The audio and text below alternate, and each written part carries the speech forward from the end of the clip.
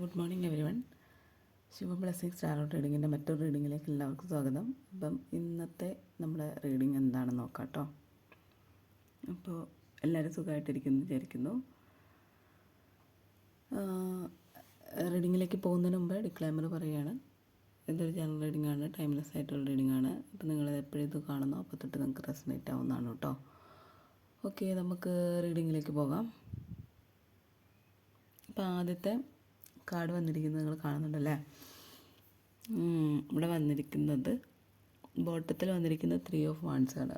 അപ്പം ദൂരേക്ക് നോക്കി നിൽക്കുന്ന ഒരാളെയാണ്, വെയിറ്റ് ചെയ്ത് നിൽക്കുന്ന ഒരാളെയാണ് കാണുന്നതല്ലേ. ഓക്കെ, അപ്പം നിങ്ങൾ എന്തിനെയോ പ്രതീക്ഷിച്ച് വെയിറ്റ് ചെയ്ത് നിൽക്കുന്ന ഒരു എനർജി നിങ്ങളുടെ ജീവിതത്തിലേക്ക് വരുന്നുണ്ട്, അല്ലെങ്കിൽ നിങ്ങൾ പ്രതീക്ഷയോടുകൂടി കാത്തിരിക്കുകയാണെന്നാണ് ആ ഒരു കാർഡ് പറയുന്നത്. ഒരുപാട് വിഷമങ്ങൾ നിങ്ങൾ അനുഭവിക്കുന്നുണ്ട്. 10 ഓഫ് സോർഡ്സ് വന്നിട്ടുണ്ട്. ഒത്തിരി വിഷമങ്ങൾ, ഒത്തിരി പ്രയാസകരമായ ഘട്ടങ്ങൾ നിങ്ങളെ തളർത്തുന്നുണ്ടാവാം. പക്ഷെ നിങ്ങൾ അതിൻ്റെ അകത്തു നിന്നൊക്കെ വളരെ നല്ല രീതിയിൽ മുന്നോട്ട് പോകുന്നുണ്ട് എന്നുള്ള എനർജി ഇവിടെ വരുന്നുണ്ട്. അതായത് ഇവിടെ 8 ഓഫ് പെൻറ്റക്കിൾ വന്നിട്ടുണ്ട്. ഒരാളിരുന്ന് കഷ്ടപ്പെട്ട് അധ്വാനിക്കുന്ന ഒരാളെയാണ് കാണിക്കുന്നത്. വളരെ കൃത്യതയോടുകൂടി അധ്വാനിച്ച് മുന്നോട്ട് പോകുന്ന ഒരാളെ കാണിക്കുന്നുണ്ട്. അപ്പം എത്രത്തോളം വിഷമം ഉണ്ടെങ്കിൽ പോലും നിങ്ങൾ കഠിനാധ്വാനം ചെയ്യുന്നുണ്ട്. നിങ്ങൾക്കുള്ള ആ ഒരു ഭാഗ്യം നിങ്ങളിലേക്ക് തന്നെ വരും എന്നുള്ളൊരു മെസ്സേജാണ് ഇവിടെ വരുന്നത് കേട്ടോ. അതുപോലെ തന്നെ ഇവിടെ 7 ഓഫ് വാൻഡ്സും വന്നിട്ടുണ്ട്. ഒരുപാട് കഷ്ടപ്പെടുന്നുണ്ട് നിങ്ങളുടെ കാര്യങ്ങൾക്ക് വേണ്ടിയിട്ട്. ഒത്തിരി കൺഫ്യൂഷൻസ് ഉണ്ടാകുന്നുണ്ട്. മറ്റുള്ളവർ നിങ്ങളെ നന്നായിട്ട് പ്രശ്നങ്ങളിലേക്ക് കൊണ്ടുവിടാനായിട്ട് നിങ്ങൾ ശ്രമിക്കുന്നുണ്ട്. പ്രശ്നങ്ങൾ നിങ്ങൾക്ക് ഉണ്ടാക്കി തരുന്നുണ്ട്. ഒത്തിരി പ്രശ്നങ്ങൾ ഉണ്ടാവുന്നുണ്ട്. എന്നാലും നിങ്ങൾ മുന്നോട്ട് തന്നെയാണ് പോകുന്നത്. ഒരിക്കലും പുറകോട്ട് നിൽക്കാനായിട്ട് നിങ്ങൾ ഉദ്ദേശിക്കുന്നില്ല. അപ്പം അതാണ് ഇവിടെ പറയുന്നത് കേട്ടോ. നിങ്ങളുടെ 2 ഓഫ് സോർഡ്സ് പറയുന്നത് നിങ്ങൾ കണ്ണടച്ചിരിക്കാതെ നിങ്ങളുടെ ഇൻറ്റ്യൂഷൻസിനെ ശ്രദ്ധിക്കുക എന്നുള്ള കാര്യമാണ് ഇവിടെ പറയുന്നത്. നിങ്ങളുടെ കാര്യങ്ങളിലേക്കെല്ലാം സാവധാനമാണെങ്കിൽ പോലും നിങ്ങളുടെ ജീവിതത്തിലേക്കെല്ലാം സംഭവിക്കും. എല്ലാ കാര്യങ്ങളും നിങ്ങളുടെ ജീവിതത്തിലേക്ക് നല്ല രീതിയിൽ വരും എന്നുള്ളതാണ് നൈറ്റ് ഓഫ് പെൻറ്റക്കിൾ പറയുന്നത്. ആ സാവധാനത്തിലാവുന്ന കാര്യത്തെ നമ്മൾ ധൃതി കൂട്ടാതിരിക്കുക. എല്ലാം നല്ലപടിയെ നടക്കും.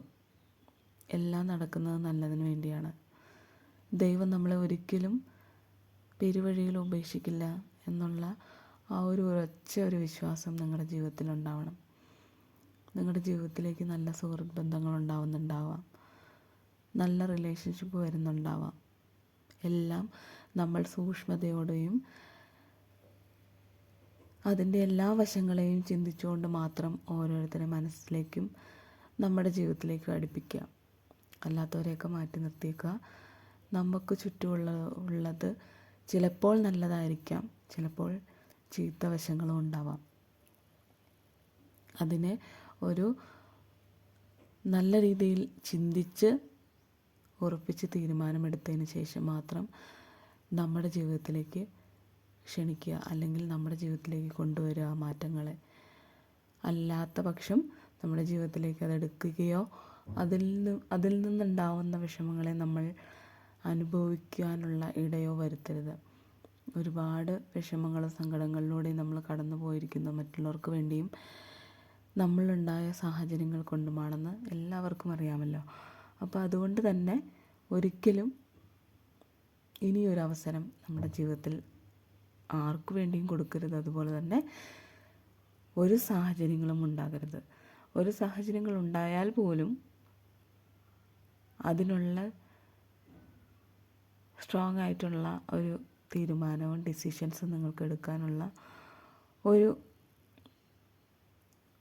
ഒരു കാര്യക്ഷമത നിങ്ങളിലേക്ക് ഉണ്ടാവണം എന്നാണ് പറയുന്നത് കേട്ടോ. അപ്പോൾ നല്ലൊരു റീഡിംഗ് ആണ് നമുക്കിന്ന് കിട്ടിയിരിക്കുന്നത്. അതിൻ്റെ എല്ലാ പോസിറ്റീവായിട്ടുള്ള വശങ്ങളും നിങ്ങളുടെ മനസ്സിലേക്ക് എടുക്കുക, നെഗറ്റീവായിട്ടുള്ള വശങ്ങളെ കളഞ്ഞേക്കുക. നല്ലൊരു ദിവസം ആശംസിക്കുന്നു. ഇത് റെസണേറ്റ് ആയിട്ടുണ്ടെങ്കിൽ സബ്സ്ക്രൈബ് ചെയ്യുക. Thank you always. Thank you God. എല്ലാവർക്കും നല്ലൊരു ദിവസം ആശംസിച്ചുകൊണ്ട് ഈ റീഡിംഗ് അവസാനിപ്പിക്കുവാണ്. നന്ദി, നമസ്കാരം.